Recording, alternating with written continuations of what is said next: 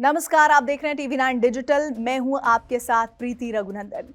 क्या दुनिया को बर्बाद कर देंगे डोनाल्ड ट्रंप? क्योंकि 12 महीने में 7 देशों में ट्रंप ने हमला किया। अब 8वीं की तैयारी है। दरअसल डोनाल्ड ट्रंप ने एक साल में 7 देशों पर सैन्य कार्रवाई कर रिकॉर्ड बनाया। 2025 में एयर स्ट्राइक के मामले में वो जो बाइडेन के 4 साल के कार्यकाल से भी आगे निकल गए। खुद को युद्ध विरोधी बताने वाले ट्रंप ने ईरान में ऑपरेशन एपिक फ्यूरी शुरू किया। शुरुआती 24 घंटों में 3 अमेरिकी सैनिक मारे गए। अमेरिका में इस युद्ध को लेकर राजनीतिक बहस तेज हो गई है। आधुनिक अमेरिकी इतिहास में शायद ही किसी राष्ट्रपति ने उतने देशों पर सैन्य हमले कराए जितने डोनाल्ड ट्रंप ने किए। उन्होंने 7 अलग अलग देशों पर कार्रवाई की। इनमें से 3 देश ईरान, नाइजीरिया और वेनेजुएला ऐसे थे जहां इससे पहले अमेरिका ने कभी सैन्य हमला नहीं किया था।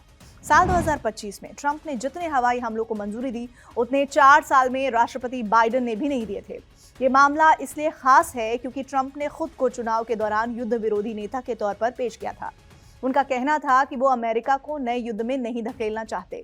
व्हाइट हाउस आज भी यही कहता है कि ट्रंप पहले बातचीत और कूटनीति की पूरी कोशिश करते हैं। प्रशासन का तर्क है कि जब सभी शांतिपूर्ण रास्ते बंद हो जाते हैं तभी वो ताकत का इस्तेमाल करते हैं। उनके मुताबिक जबरदस्त ताकत दिखाना भी स्थायी शांति का रास्ता है। ट्रंप के दावे की ईरान में परीक्षा हुई है। हालांकि ईरान पर हमले के 24 घंटे जो शुरुआती थे उसमें 3 अमेरिकी सैनिकों की मौत ने इस दावे को कठिन परीक्षा में डाल दिया। ट्रंप ने रविवार को एक वीडियो संदेश में कहा कि दुख की बात है कि यह खत्म होने से पहले शायद और जाने जाएंगी। यही हकीकत है। उन्होंने ये भी कहा कि वो हर संभव कोशिश करेंगे और मौतें ना हो और जिन सैनिकों की मौत हुई है उनका बदला लिया जाएगा। अब तक 4 अमेरिकी सैनिकों की मौत हुई है। ट्रंप के सैन्य हमले सिर्फ संख्या में ही नहीं बल्कि तरीके में भी अलग हैं। 9/11 के बाद जॉर्ज डब्ल्यू बुश ने बड़े पैमाने पर अभियान चलाए। बाद में बराक ओबामा ने ड्रोन हमले किए, लेकिन ये अभियान पहले से मंजूर या चल रहे युद्ध क्षेत्रों तक सीमित थे। इसके उलट ट्रंप ने नए मोर्चे खोले। उन्होंने क्रिसमस के दिन नाइजीरिया में हमला कराया, कैरिबियाई इलाके में ड्रग तस्करी करने वाली नावों को डुबोया और वेनेजुएला के राष्ट्रपति निकोलस मादुरो को कराकास से पकड़ लिया। ट्रंप की रणनीति साफ है, जमीनी सैनिक नहीं भेजना, लंबे समय तक किसी देश में फंसे नहीं रहना और बहुत कम समय में भारी सैन्य ताकत का इस्तेमाल करना। इसे वो अमेरिकी हितों की रक्षा के लिए जरूरी मानते हैं।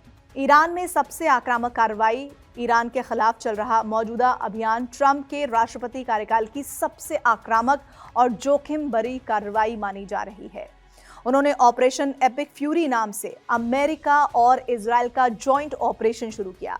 इसका खुला उद्देश्य ईरान की सरकार को गिराना है। ये फैसला उन्होंने बिना कांग्रेस की मंजूरी और बिना लंबी सार्वजनिक बहस के लिया। इससे पहले 2003 में इराक युद्ध के बाद पहली बार मिडिल ईस्ट में इतना बड़ा अमेरिकी सैन्य जमावड़ा हुआ है। ट्रंप ने कहा कि यह अभियान 4 हफ्तों तक चलता रह सकता है। इसका लक्ष्य ईरान की बैलिस्टिक मिसाइलें, उसका मिसाइल उद्योग और उसकी नौसेना को खत्म करना है। पहले 24 घंटे में इजरायली हमलों में ईरान के सर्वोच्च नेता अली खमेनेई और कई सीनियर अफसर मारे गए। अमेरिकी और इजरायली हमले जारी हैं, जबकि ईरान की ओर से खाड़ी देशों पर मिसाइल और ड्रोन हमले हो रहे हैं। अमेरिका के भीतर इस युद्ध को लेकर मतभेद है। मीडिया में कई लोग इसकी आलोचना कर रहे हैं, ईरान पर हमले को गलत और घिनौना बता रहे हैं। दिलचस्प बात यह है कि उपराष्ट्रपति जेडी वेंस ने 2023 में एक आर्टिकल में कहा था कि ट्रंप की सबसे बड़ी विदेश नीति उपलब्धि ये थी कि उन्होंने कोई नया युद्ध शुरू नहीं किया। व्हाइट हाउस का कहना है कि ट्रंप हमेशा से कहते आए हैं कि ईरान को परमाणु हथियार नहीं रखने दिए जाएंगे और प्रशासन का दावा है कि बातचीत की कोशिशें असफल रहीं, इसीलिए ये कार्रवाई जरूरी हो गई। अब सबसे बड़ा सवाल यही है कि क्या ईरान में सत्ता परिवर्तन के लिए शुरू किया गया ये युद्ध अमेरिकी जानों की कीमत के लायक है? ये बहस ट्रंप के पूरे कार्यकाल में जारी रहने की संभावना है। आपका इस खबर पर क्या नजरिया है, जरूर बताइए। बहुत बहुत शुक्रिया इस खबर से हमारे साथ जुड़ने के लिए।